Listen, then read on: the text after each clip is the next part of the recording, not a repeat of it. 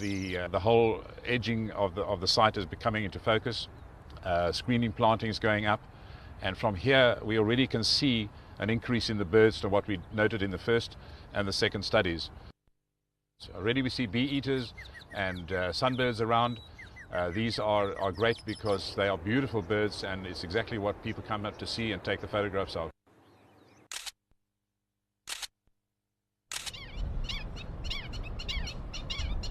The count of black-winged stilts, a quick sweep, we saw 180 in one sweep, and that we never noticed before. So there's been an enormous increase since the first visit that I had here nearly 2 years ago. So this augurs well and really reinforces what the baseline studies have shown us.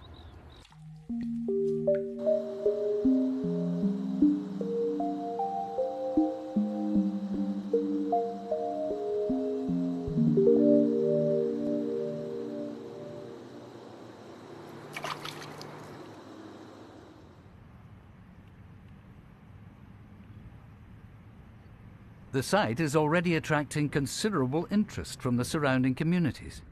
It is fantastic things that you see. I mean, once you are living in a very near protectorate, you feel that you become part of it even. You have to go and walk every day, even during the summer. Once you get used to things like that, you cannot keep yourself away from it. So I have been walking daily, maybe sometimes twice a day, and I'm enjoying the atmosphere itself, the environment, and the the greeneries that I see, like lakes. You like to see water, and and you see inside that water some greeneries, varieties of things you see in the protectorate always.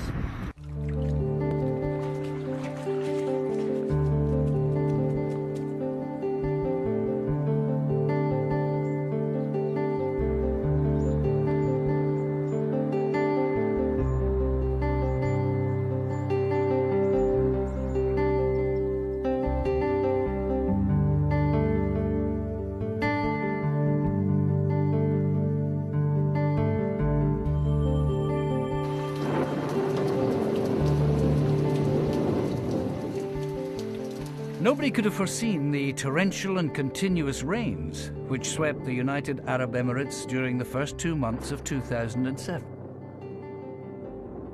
It was one of the wettest winters since records began and caused a significant rise in the lake level and smaller ponds, which, of course, did provide problems for the on-site team.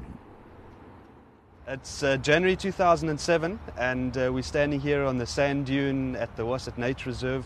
We've had an immense amount of rain since the end of October last year. As you can see from behind me, a lot of the seeds and a lot of the plants have started flourishing and germinating here on the sand dune, which is fantastic to see. There's been a whole seed bank, and hopefully they will all flower and create more food for the habitat and the small animals here on the sand dune. The rain has also caused the aquifer that's feeding the site to actually rise and to allow more water onto the site. We can see a lot of these small rivulets and little streams flowing down into the big lake, which is very good to see that the ecosystem and the aquifer is actually functioning properly. They see some birds, but they not see any birds. They will see some birds? They should be, Your Highness. So there is some birds. Yes, there's one flamingo right at the bottom there. One can see it in between the ponds. We will take a drive down. But this is cleaned now? Yes. It's cleaned? Yes. And there will be hides inside, where you go inside with your camera and the birds can see you? Yes. Thank you. Thank you. And from the air, the true extent of the amazing transformation at Wasit Nature Reserve can clearly be seen from a bird's eye view. Its importance as an urban conservation area is undeniable. This isn't the end of the story, this is just the beginning. We've created a sanctuary for birds, for wildlife, and this is for the people of Sharjah and the United Arab Emirates and throughout the whole world.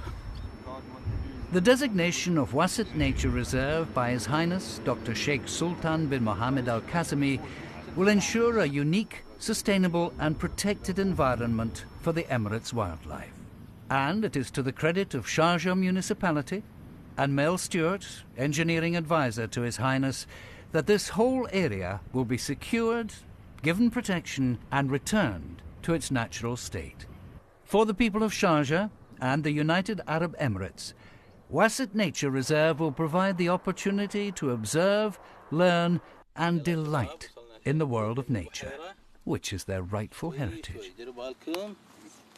شوي شوي ها شوف طالع السمك شوف البحيرة ترى فيها سمك تعالي من خراويج شوف السمك سمك صغار هذا باكر يكبر